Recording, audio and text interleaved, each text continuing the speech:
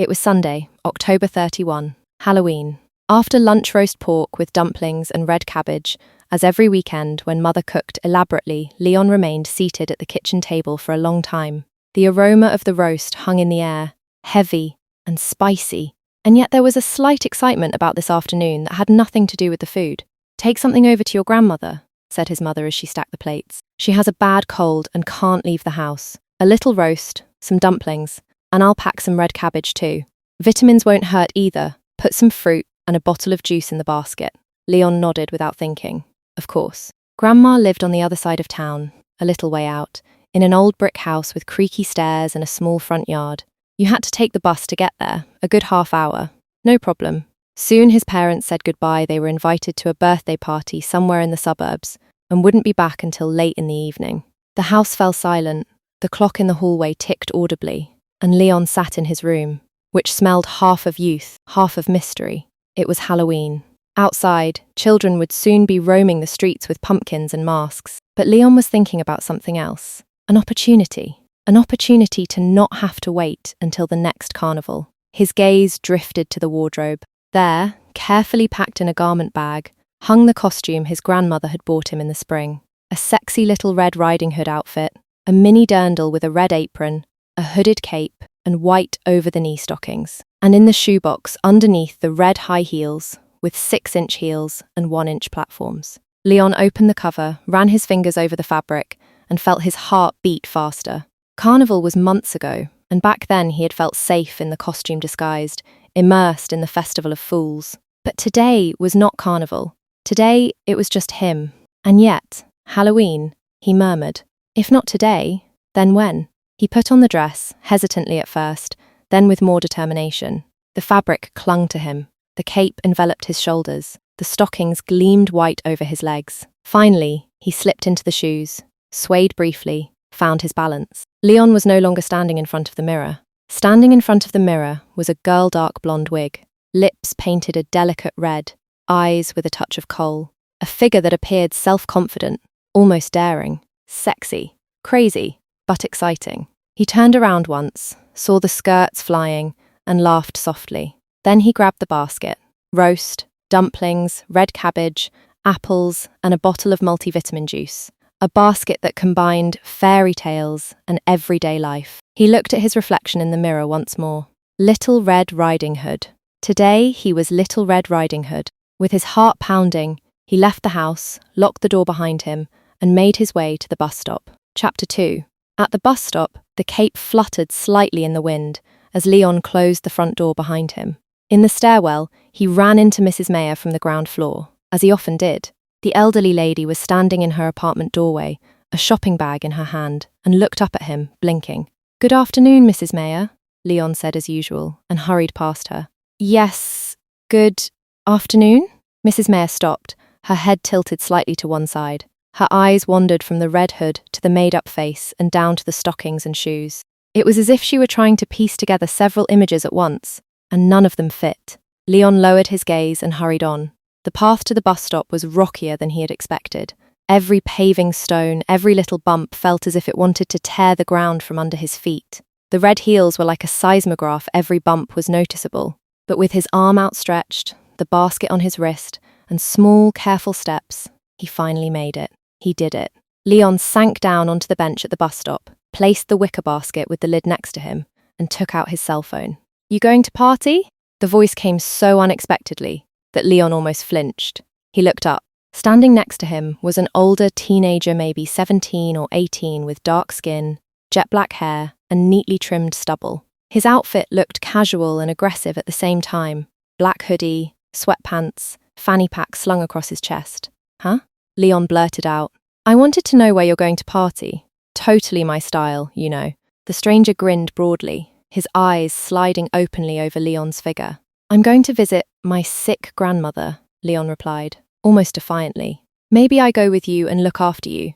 Leon slowly began to feel uneasy, but instead of keeping quiet, he started chatting away, as if he didn't realize how unwise it was. "No thanks, I can manage on my own. Just take line 36 to the end, walk 100 meters, and you'll see my grandmother's brick house." A loud whistle interrupted them. Two figures were leaning against a dark car with tinted windows and gold rims, parked at the side of the road. "Come on, Musty," they shouted. The guy laughed, pounding his chest with his fist. "My gang, you know. We're the wolves." Then he turned away, strolled to the car, and got in. "See you later." He called over his shoulder before the car sped off with a roaring engine. Leon took a deep breath. His heart was pounding wildly. When the bus screeched to a halt a few moments later, he was almost relieved. Monthly pass no problem. He got on, sat down behind the four-seater at the front, and carefully placed the basket next to him. But the peace and quiet didn't last long. After just a few moments, he felt the stares of his fellow passengers, men scrutinizing him, from his pumps to his hood, and back again. A murmur, a smile, a frown. Halloween or not, at that moment, Leon felt more visible than ever before in his life. Chapter 3. The bus jerked forward, and Leon pressed himself into his seat. His cape slipped slightly to the side, and his hood fell back. The glass window reflected a figure that looked at him in a way that was both strange and familiar. Not Leon, but Little Red Riding Hood. The stares of the other passengers prickled his skin. A young woman with a stroller gave him a brief, irritated frown, as if she had to decide whether to laugh or shake her head.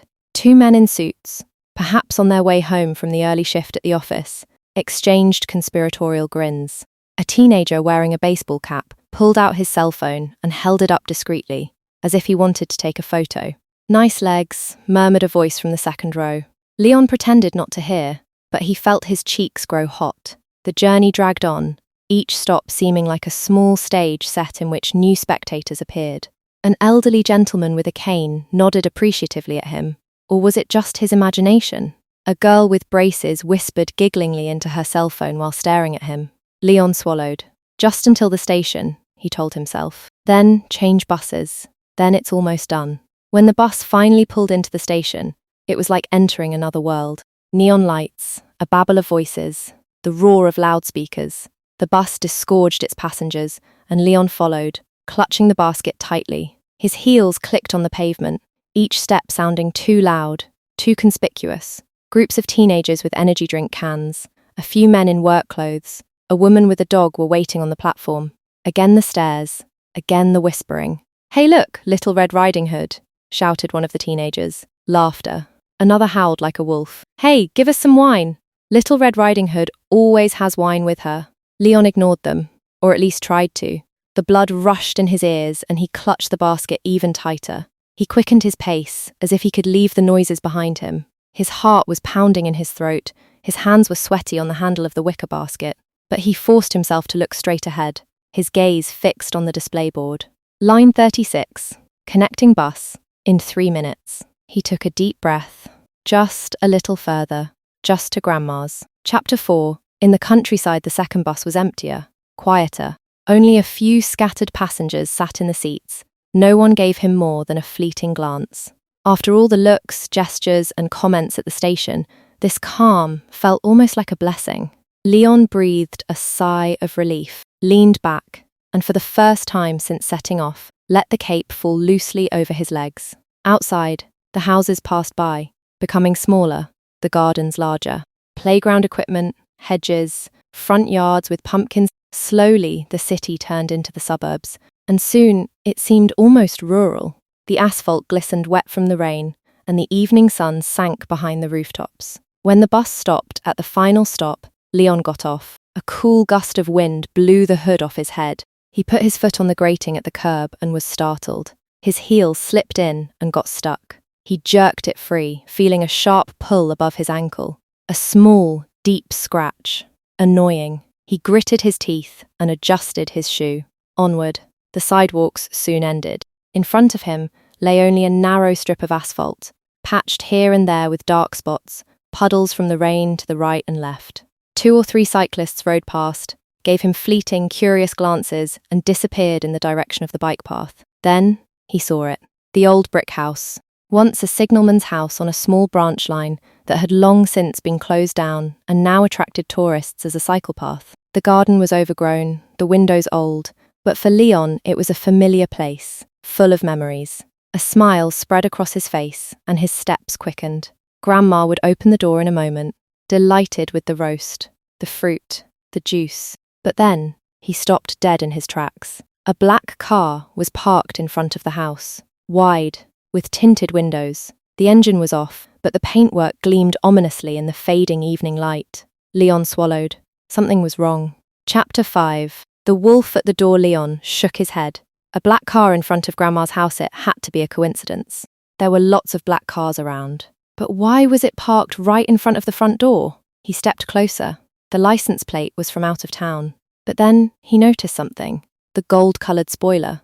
The rims were gold too, just like earlier at the bus stop. That couldn't be a coincidence. A cold chill ran through his heart. He leaned forward cautiously, half crouched, his cape flapping in the wind. Running would have been an option. He had run the 100 metres in under 12 seconds at the National Youth Games, but not with these shoes. Each heel was like an anchor holding him to the ground. The hedge, which hadn't been trimmed in a long time, offered him a little cover. Step by step, he approached the car, placed a hand on the cool paintwork, and peered over the spoiler toward the house. The front door was open. Something was wrong here. Very wrong. Leon fumbled for his cell phone with trembling fingers. 911. Police. How can I help you? I think my grandmother is being burglarized. Or mugged. Please, come quickly. As he spoke, he sat up a little to look over the trunk and met a pair of eyes. Mustafa. He was standing in front of the house, a cigarette between his fingers, grinning in surprise. Then he dropped it, whistled loudly, and rushed off. Leon's eyes widened, his heart racing. He spun around and ran toward the dirt roads as fast as his pumps would allow. Every step was a balancing act. Every breath burned. 30 metres to the small garden gate by the shed. He pushed it open and stumbled inside. Mustafa was already behind him. Why are you running away? We should finally... He didn't get any further. The spray of pepper spray hit him square in the face. Mustafa screamed, threw his hands up, staggered. Leon followed up, pushing him into the shed with all his strength. Mustafa stumbled, crashed his head against the low doorframe and lay motionless. Leon closed the door, locked it, his heart still pounding. Think, he ordered himself. He crept on toward the house, turning toward the annex. There, under an old flower pot, was the spare key. He didn't dare turn on the light. Too risky. Instead, he felt his way through the dark room. Memories came flooding back. When Grandpa was still alive, they had sometimes revived the old railway system here, made announcements, played music. And there it was, the mixing console, half hidden by junk. Indicator lights glowed when he turned it on. Underneath the buttons were labels with scrawled writing. Alarm 1, Alarm 2, US sirens. Leon pressed the sirens button. Outside, it wailed. Wee-oo so loud that the window panes shook. There was a commotion inside, voices shouting over each other. Footsteps hurried, doors slammed. Leon heard curses through the connecting door. The other two wolves rushed out. Where's Musty? Screw it, let's get out of here. Leon pressed the button again. The wail of sirens filled the night. Then the roar of an engine, screeching tires. The black car sped away. Chapter 6. Grandma Leon hesitated for a moment, then crept around the house. The front door was open, the lock hanging crookedly in its frame. A shock ran through him. The hallway looked like it had been hit by a storm. Drawers had been torn out, their contents scattered across the floor papers, old photos, kitchen towels. A small cash box lay broken open next to the cupboard. The jewellery box was empty. Grandma, Leon's voice trembled. He hardly dared to go on. He found her in the bedroom, bound with duct tape, her hands and feet tied together, her mouth roughly gagged. Her glasses lay broken on the floor. The old woman blinked, her vision blurred in the darkness. Who's there? She croaked from under the gag. Leon jumped forward and tore the wig from his head. Grandma. His voice broke. She froze. Then her eyes widened. Leon? With trembling fingers, he tore the tape from her mouth. She gasped for air, coughed, tears welling up in her eyes. Gently, he freed her from her bonds, sat her up in bed, and held her tight. It's okay, Grandma. I'm here. Then, from outside, another wail of sirens, this time real. Blue lights flickered through the windows. Leon got up and ran to the front door. 2 police officers came through the garden gate, guns drawn. Hands up, the burglars are already gone. Leon called hastily, raising his arms. My grandma is fine as far as I can see. The police officers stormed into the house and secured the rooms. Moments later, one stood next to the grandmother, speaking soothingly to her, while the other called for backup over the radio. ambulance for elderly injured person, multiple hematomas, psychological shock. Leon breathed heavily and sank into a chair. His knees were shaking. Everything was rushing by. "You have to tell us everything in detail," said one of the officers. "Yes, of course." Leon ran his fingers through his hair, and then it occurred to him. "Wait, there's still one here. I overpowered him. In the garden shed, I locked him in." The police officers exchanged a quick glance and ran outside. Leon followed them, stumbling in his high heels. They threw open the shed door. Inside, Mustafa was crouching, half conscious again, his face red and tear-stained. He was whimpering, lashing out blindly. The pepper spray was still burning. The paramedics had arrived in the meantime and took care of the grandmother first, then him. They rinsed his eyes with clean water and applied a bandage to the laceration on his forehead. "He's yours," said one of the paramedics curtly, handing him over to the police. Mustafa was led away, handcuffs clicking. Leon stood by, unable to take his eyes off his grandmother in the ambulance. She had survived. Thanks to him. Chapter 7. Protocol and Recognition. Leon sat on the hard chair in the small interrogation room at the police station. He was still wearing the Little Red Riding Hood costume, the red mini dirndl, the cape over his shoulders, the white over-the-knee stockings, and the red high heels. His heart was still pounding, his hands slightly clammy from adrenaline. The policewoman who had approached him at the scene smiled kindly. "Take a deep breath, Leon. You acted very bravely." Leon swallowed. I don't know if that was enough. It was more than enough. You saved your grandmother and apprehended a perpetrator. Without you, the burglars would probably still be in the house." She leaned forward slightly and smiled. "And then there are those shoes. Running here after hours in high heels. I swear, I'd be worn out with heels half that height. You're really impressive." Leon couldn't help but smile briefly. A small, warm feeling of pride washed over him as he answered the questions. The reports, the signatures, the repeated inquiries, it all dragged on. But the policewoman was patient, helped him reconstruct the sequence of events, and never made him feel like he was being weird just because he was still sitting there in his costume. He told her how he had activated the mixing console, overpowered the perpetrator, triggered the siren, everything. She nodded appreciatively, took notes, her eyes sparkling with respect, awe, and a slight smile. "You know, Leon, courage has many faces," she finally said. "And today you showed one of them, strong, clever, and fearless." Later, when he appeared for his second summons, Leon had decided differently. A simple outfit, hoodie, jeans, sneakers, no suit, no flashy shoes, just himself. The policewoman smiled at him again, but behind her hand, a little wink flashed. "I'm glad you came, whatever you feel like wearing, but I admit, I am a little disappointed that the pumps aren't there," she whispered, with a mischievous grin. "So, if you want to show your feminine side in the future, don't worry, you have my full support." Leon smiled slightly, feeling a warmth that came from recognition and security, a feeling that already made him proud. The story was far from over the award, the honour in the city, the spotlight, but he knew that today he had shown that even Little Red Riding Hood could be strong. Chapter 8. Recognition and celebration at home. Leon's parents initially planned to give him a hard time. They would have reproached him for being so reckless, walking around the house scantily clad and sexy, and for all the things that could have happened. But his grandmother stepped in to protect him. If Lena hadn't dressed up as Little Red Riding Hood to visit me, who knows what might have happened? "Lena?" his father asked, confused. "My other self," said Leon meekly, his cheeks bright red. "Don't be so narrow-minded," laughed his grandmother. "We're not living in the Middle Ages anymore. Women can wear pants, men can wear skirts. And if Leon feels like Lena from time to time, that's perfectly fine." She hugged her grandson, firmly and comfortingly. A few weeks later, the mayor's invitation arrived, the award for services to the city. The wolves had been caught. Not only the three who had attacked Leon's grandmother, but also other members of the gang. Thanks to Leon, the city had become a little safer. Leon, or rather, Lena dressed up for the ceremony at City Hall. A white blouse, large gold earrings and necklace, a black knee-length skirt, black tights and black pumps, with impressive heels nearly 4 inches high. Her parents and grandmother stood proudly behind her. The mayor spoke of courage. Courage that some women would never be credited with, and even less so transgender people. Lena, has shown great courage here and made the city a little safer. She looked at Lena as she stood there, graceful, pretty and confident, and enriched it. The photos appeared in the newspaper the next day, but that wasn't all. Friends enthusiastically shared them, as did Lena on her Instagram channel, Leon Lena, with stories, pictures, and videos from the award ceremony at City Hall. By the next morning, half the school knew, and by the end of the day, the whole school knew. Some teachers expressed their admiration for Lena. It takes a lot of courage to show yourself. You are welcome to do that at school too. You have our full support.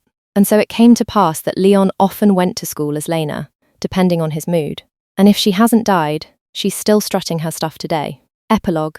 Back home, the sun was already low in the sky as Lena walked quietly through the house. Her black stockings and black pumps clicked softly on the wooden floorboards. She had taken off her coat. The high heels still felt unfamiliar, but with every step she took, she felt more confident, and she wanted to master these heels and make them her own. In the living room, her grandmother sat in an armchair, a cup of tea in her hand, smiling contentedly. "Well, Lena, you look really elegant," she said, "just like the young lady I know." Lena smiled back and sat down on the edge of the sofa. "Thanks, Grandma. I think I really like being this way." There was a soft knock at the door. Mrs. Mayer from the ground floor entered, a smile on her lips. "I heard you had a little adventure, Lena, and you did great." Lena smiled shyly. "Thank you, Mrs. Mayer. I just wanted to move around a bit, practice walking in the shoes." "And how?" said Mrs. Mayer, who used to teach ballet. "If you like, we can schedule a few lessons. Elegance, posture, movement, that's what makes the difference, especially in shoes like these." Lena nodded enthusiastically. "I'd really like to do that." Her grandmother laughed softly. "You see, Lena, we all support you. Even Mrs. Mayer." Her parents came quietly out of the kitchen, smiling at the scene.